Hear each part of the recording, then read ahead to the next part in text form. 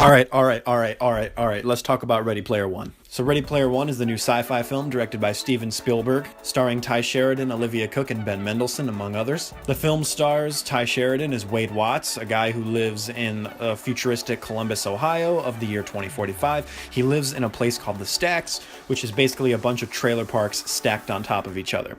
This world is in disarray. It's a terrible world. It's post-apocalyptic. It's very bad. You're only a couple years away from the Blade Runner world.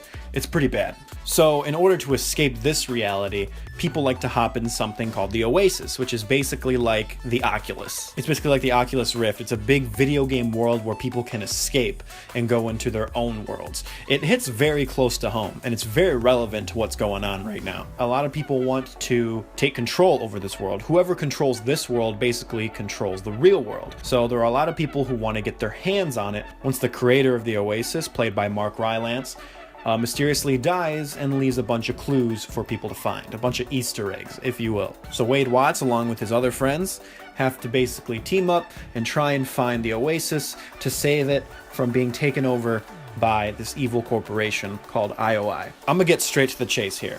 This is probably in my top 5 favorite movies of the year. And in my opinion, it is one of the best it is probably the best Spielberg film I have seen in the last 5 years. Look, Spielberg has been on this dramatic kick, which is fine. Look, Lincoln, Bridge of Spies, War Horse, The Post, which just came out a couple months ago. Good films. I'm not saying they're bad, but this is Spielberg back to his form right here. This is Spielberg making the ultimate Spielberg film.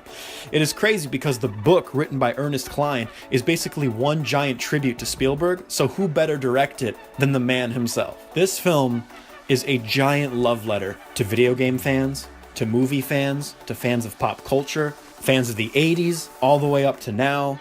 It is amazing. I've never read the book, so I should preface that. So I don't know how well it relates to the book. I heard there are a lot of sequences that are in the movie that are not in the book, and vice versa. I only base it on the merit of the film. And let me tell you something, the film is great. The spectacle is amazing. The action scenes, the chase scenes, there's a beginning race that's just amazing. Spielberg knows more than most how to frame and how to visualize amazing action set pieces. The man can do it with his hands tied behind his back. This is honestly one of the best blockbusters I have seen in a very long time. I have not felt this way because when I watched the trailer, I really wasn't expecting much.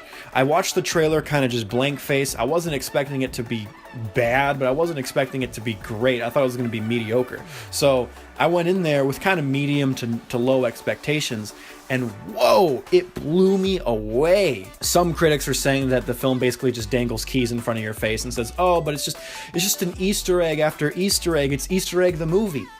Yeah, that's the point.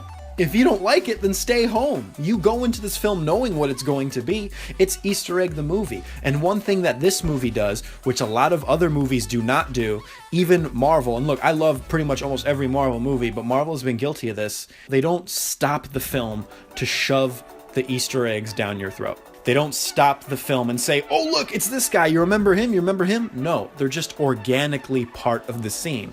There's a whole army. Of course, you're going to have many characters. And the amount of Easter eggs and characters made my film lover's heart jump.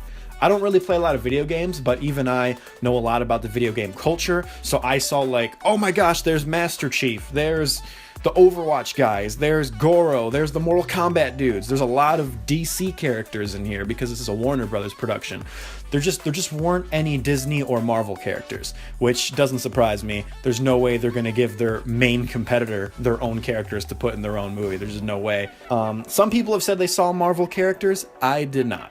So maybe I'm wrong. Comment below if you saw any Marvel characters and what scene, because the rewatchability of this movie is amazing, and I definitely plan on watching it again. Spielberg knows how to make a good film, but in my opinion, it's been a while since he made like a breathtakingly great film.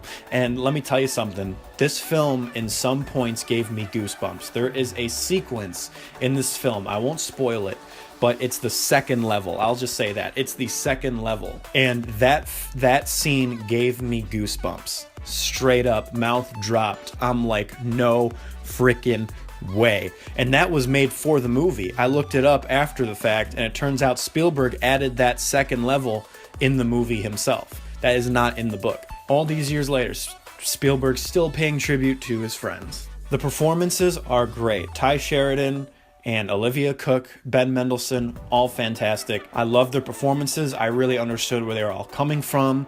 I love Olivia Cooke. I think Olivia Cooke is very underrated. She's fantastic in Bates Motel, Me, Earl, and the Dying Girl, and I heard Thoroughbreds was also really good, and she was great in that as well. Spielberg recognizes new talent. He always has, and it's fantastic. This man is a living legend for a reason. One thing I was nervous about was, looking at the trailer, I didn't think there was going to be enough to differentiate the post-apocalyptic world to the world of the Oasis. I'm like, okay, the color palette's really drab and it's really muted, but that's not the case. There are a lot of worlds and a lot of scenes where the color palette is really vibrant and you get to see these worlds and you get to see the colorful characters, and I'm like, all right, that's really cool. And another thing I want to say is the special effects. Okay. There's been a lot of hate on the special effects of this movie. Not a lot of hate, but some people saying that it looks fake. Yeah, it does look fake because they're in a video game. It's not supposed to look photorealistic. This ain't War for the Planet of the Apes. You know, this is Ready Player One. They're in a video game, so obviously the CG characters are going to look like video game characters. The story is what keeps you involved, and the Easter eggs are just a bunch of cherries on top. And that's why I liked this film, which is very ironic to say that the Easter eggs don't distract. At least with me. The Easter eggs did not distract me away from the actual story and being invested in these characters. Now, is this film perfect? No. There are a few minor problems I have. One, I felt the love story was just a tad rushed. But at the same time, I feel like Ernest Cline, Zach Penn, and Steven Spielberg are all trying to basically... It's sort of like a pseudo-cautionary tale of the world we live in now. And honestly, this is how relationships are nowadays in the real world. People meet online, sometimes through video games, and they spark this connection with them way too fast, and sometimes without even meeting them. And I think that's what they were trying to comment on, but again, I could be reading too far into it. It is a bit rushed and a bit jarring, but again, Ty Sheridan and Olivia Cooke have really good chemistry together that it takes you out for a little bit, but you're drawn right back in. Another little gripe I have is that some of the dialogue seems a bit too exposition-y, and that's one of my biggest pet peeves in movies, is when like two characters are having an argument and one of them like pushes them away and they're like, you don't know me, my family died in a circus accident when I was 5 and my abusive aunt had to raise me all my life and then I ran away from home. You don't get that. Susan!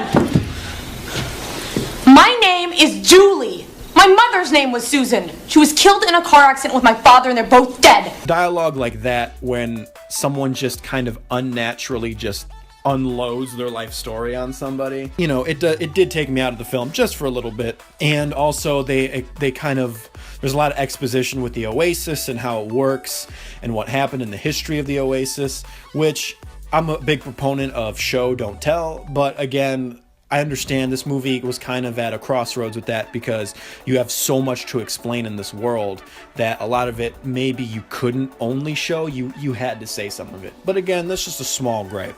The thing is, there are no perfect movies. Even the best movies of all time have some inconsistencies, have some plot holes. In Citizen Kane, who heard him say Rosebud?